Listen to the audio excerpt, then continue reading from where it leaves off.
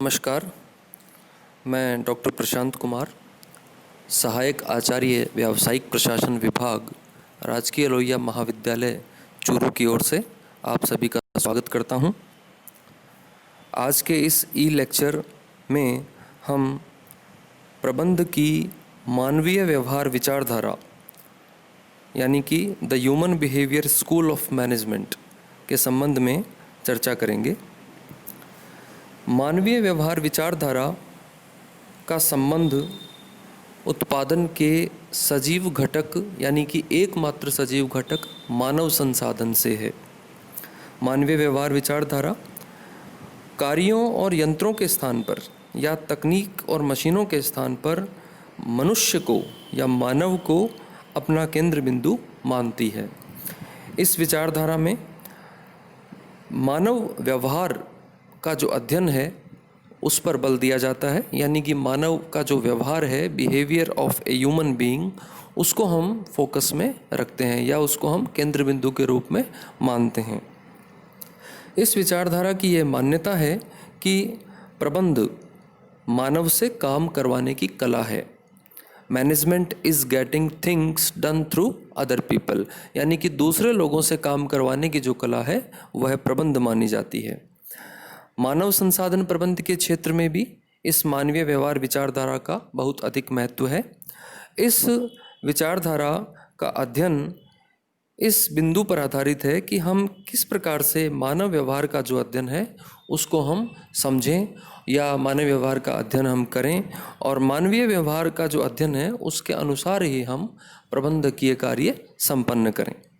तो मानवीय व्यवहार विचारधारा मूल रूप से दो प्रकार की मानी जाती है। पहला जो इसका प्रकार है जिसकी हम अभी चर्चा करने जा रहे हैं वह है मानवीय संबंध विचारधारा, यानी कि human relation school, human relation thought. तो इस विचारधारा के संबंध में जो सबसे महत्वपूर्ण बात है वह यह है कि यह विचारधारा प्रत्येक कर्मचारी को एक सामाजिक प्राणी के रूप में देखती है, जिसकी स्वयं की अपनी मानसिक, सामाजिक, मनोवैज्ञानिक और आत्मविकास और स्वाभिमान की आवश्यकताएं होती हैं। इस विचारधारा के जो प्रवर्तक हैं वो जॉर्ज एल्टन मेयो माने जाते हैं, जिन्होंने कि मानवीय संबंध विचारधारा के संबंध में अपना एक बहुमूल्य योगदान दिया है। इस विचारधारा के अनुसार कोई भी प्रबंधक यदि किसी अन्य व्यक्ति से काम लेना चाहे तो सबसे पहले उसे उस व्यक्ति की आवश्यकताओं को समझना आवश्यक होता है। उस व्यक्ति की आवश्यकताओं को समझकर उन्हें संतुष्ट करने का प्रयास उसे करना चाहिए, और साथ ही साथ उस व्यक्ति को इस प्रकार का वातावरण देना चाहिए ताकि वह व्यक्ति अपनी समस्त प्रतिभा, अपनी योग्यता, अपनी क्षमता, अपनी कुशलता के को कार्य जो किया जाने वाला कार्य है उसके संबंध में उसको प्रयोग में ले सके। तो इस विचारधारा की कुछ विशेषताओं की हम चर्चा करेंगे। यह विचारधारा यानी कि मानवीय संबंध विचारधारा कुछ महत्वपूर्ण जो विशेषताएं हैं उनको ध्यान में रख कर के कार्य करती है। तो यह जो विशेषताएं हैं इनको हम क्रम से अभी आपको समझाने का प्रयास करेंगे। सबसे पहला जो बिंदु है वह यह है कि यह विचारधारा यानी कि मानवीय संबंध विचारधारा मनोवैज्ञानिक और सामाजिक प्रणाली पर आधारित है। तो किसी भी कर्मचारी से जब हमें काम लेना है तो हमें ये मानकर चलना है कि वो एक सामाजिक प्राणी है, तो ये सामाजिक प्रणाली पर आधारित है और वह कुछ मनोवैज्ञानिक आवश्यकताओं से प्रेरित होकर के कार्य करता है। तो इस प्रकार से यह एक मनोवैज्ञानिक और सामाजिक प्रणाली है।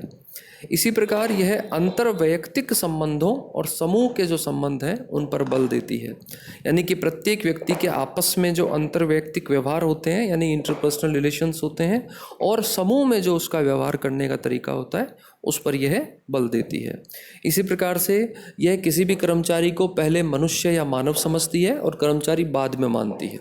और वास्तविकता भी यही है कि कर्मचारी होना या अधिकारी होना या एम्प्लॉय के रूप में किसी भी व्यक्ति का होना एक अलग मैटर है, जबकि सबसे पहले तो वो एक इंसान है।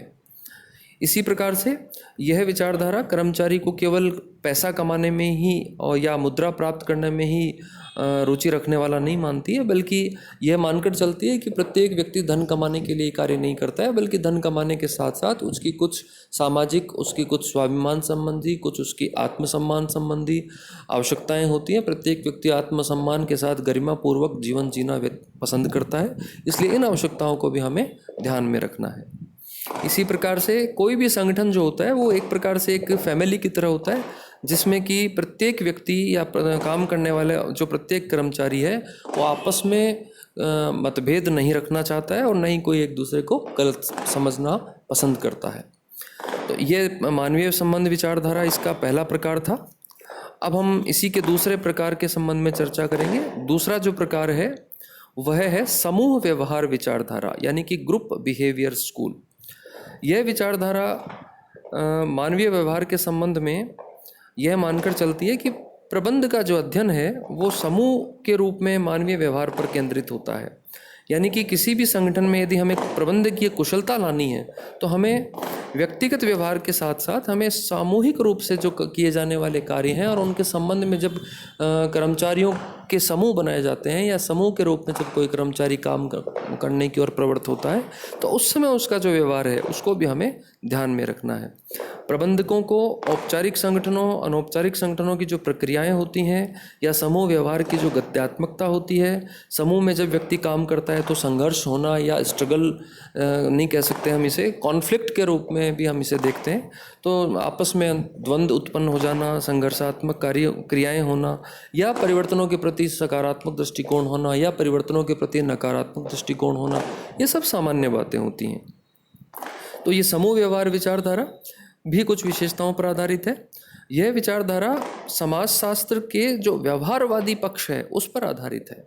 यानी यह विचारधारा प्रत्येक कर्मचारी को इस रूप में देखती है कि वह समाज का एक अभिन्न अंग है और जब वह किसी समूह में कार्य करता है तो उसका सामाजिक व्यवहार या उसका काम करने का जो तौर तरीका है वो सामाजिक दृष्टि से प्रभावित होता है। यानी वह किस समाज से है या कि समाज के किस हिस्से से वह संबंध रखता है, किस प्रकार के समाज में वह अपना समय व्यतीत करता है, उसका सामाजिक दृष्टिकोण, उसकी सोच, उसके विचार, ये सब उसको प्रभावित करते हैं। तो संगठन एक सामाजिक प्राणी है, संगठन जो है उसमें काम करने वाला जो कर्मचारी है वो एक सामाजिक प्राणी है और समूह में जब व्यक्ति काम करता है तो उसका व्यवहार बदल जाता है। ये भी हमें समझने की आवश्यकता है। व्यक्ति जब व्यक्तिगत रूप से काम करता है यानी अकेला जब काम करता है तो उसका व्यवहार अलग होता है और जब वो किसी ग्रुप में काम करता है तो उसका व्यवहार अलग होता है। इसी प्रकार से जितनी भी प्रबंधकीय समस्याएं हैं उनमें कहीं ना कहीं समूह का जो व्यवहार है या उस कर्मचारी की जो प्रवृत्तियां हैं या जो इच्छाएं हैं वो भी एक हद तक मायने रखती हैं। तो इस प्रकार से यह जो मानवीय व्यवहार विचारधारा है इसके दो प्रमुख प्रकार हैं। पहला प्रकार आपको बताया मानवीय संबंध विचारधारा और दूसरा प्रकार है समूह व्यवहार विचारधारा। ये दोनों ही जो थॉट्स हैं या जो मैनेजमेंट के फील्ड में ये जो विचारधाराएं हैं ये पारस्परिक समझ का जो विषय है उसको बहुत अधिक प्रभावित करती हैं या उस पर बहुत ज़्यादा बल देती हैं कि कर्मचारियों के बीच में आपस में जो म्यूचुअल अंडरस्टैंडिंग होती है या पारस्परिक जो समझ होती है उस पर हमें विशेष रूप से बल देना चाहिए या पारस्परिक समझ को विकसित करना चाहिए। इसी प्रकार से व्यवसाय और उद्योग के जो जगत है उसमें यह विचारधारा मनुष्य को प्रधानता देती है। यानी कि यह विचारधारा इस बात पर बल देती है कि प्रत्येक व्यक्ति के साथ मानवोचित व्यवहार करना चाहिए और प्रत्येक व्यक्ति को प्रबंधकीय कार्यों में भाग लेने का अवसर देना चाहिए। प्रत्येक कर्मचारी का व्यक्तिगत विकास या उसका कैरियर कैसे डेवलप हो सकता है उसके संबंध में भी प्रबंधकीय दृष्टिकोण सकारात्मक होना चाहिए, उसे सहयोग देना चाहिए। पारस्परिक समझ जो है उसको विकसित करने का प्रयास करना चाहिए। उस व्यक्ति के आपस के संबंध यानी उस संगठन में काम करने वाले दूसरे कर्मचारियों के साथ उसके संबंध कैसे हैं, मालिकों के साथ या जो प्रबंधकीय स्तर पर काम करने वाले उच्च अधिकारी हैं उनके साथ उसके संबंध कैसे हैं, या जो अंतर्वैयक्तिक संबंध हैं उनके संबंध में उसका क्या दृष्टिकोण है, इन सब चीज़ों पर भी बल दिया जाना चाहिए। इस प्रकार से यह विचारधारा प्रत्येक कर्मचारी को कर्मचारी बाद में मानती है, पहले मनुष्य मानती है, उसके साथ मानवोचित व्यवहार करने पर बल देती है और उसके जो सामाजिक आवश्यकताएं हैं, उसकी मनोवैज्ञानिक आवश्यकताएं हैं, उसकी आत्मसम्मान और आत्म विकास की आवश्यकताएं हैं, उसकी मनोवैज्ञानिक और जो अंतर्वैयक्तिक आवश्यकताएं हैं, उन सब की पूर्ति करने पर भी बल देती है। कर्मचारियों को नियमित रूप से और गतिशीलता के आधार पर उनको अभिप्रेरित करने पर बल देती है, उन्हें मोटिवेट करने पर बल देती है। लेकिन इस विचारधारा की कुछ सीमाएं भी हैं, यानी उसकी कुछ लिमिटेशंस भी हैं। हम इन लिमिटेशंस की भी यहाँ पर चर्चा करना उचित समझते हैं। ये लिमिटेशंस इस रूप में है कि बहुत बार ऐसी परिस्थितियाँ होती हैं जबकि इंसान का जो व्यवहार है उसका सटीक पूर्वानुमान लगाना आसान नहीं होता है, क्योंकि जटिल जो परिस्थितियाँ होती हैं या जो टिपिकल कंडीशंस होती हैं या विशिष्ट जो परिस्थितियाँ होती हैं, उनमें मानवीय व्यवहार का पूर्वानुमान लगाना आसान कार्य नहीं है। ये एक बहुत जटिल कार्य है, बहुत चुनौतीपूर्ण कार्य है, और अधिकांश जो प्रबंधक हैं वो इस काम को करने में निपुण उतने नहीं होते जितना होना आवश्यक होता है। तो एक तो ये इसकी एक लिमिटेशन है। दूसरी बात यह है कि इस विचारधारा में जो मुख्य बिंदु है वो कर्मचारी के व्यक्तिक जो मनोविज्ञान है उस पर यह विचारधारा बल देती है। इस विचारधारा में स्पष्ट जो प्रबंधकीय नीतियाँ होती हैं उनका अभाव पाया जाता है। तो मूल रूप से जो स्पष्ट प्रबंधकीय नीतियाँ हैं वो यहाँ पर इतनी प्रभावशाली ढंग से काम नहीं कर पाती हैं, बल्कि ये विचारधारा जो कार्य का विश्लेषण है या जो कर्मचारी है उसका जो व्यक्तिक मनोविज्ञान है, इंडिविजुअल जो फैक्टर है, उस पर यह ज़्यादा बल देती है।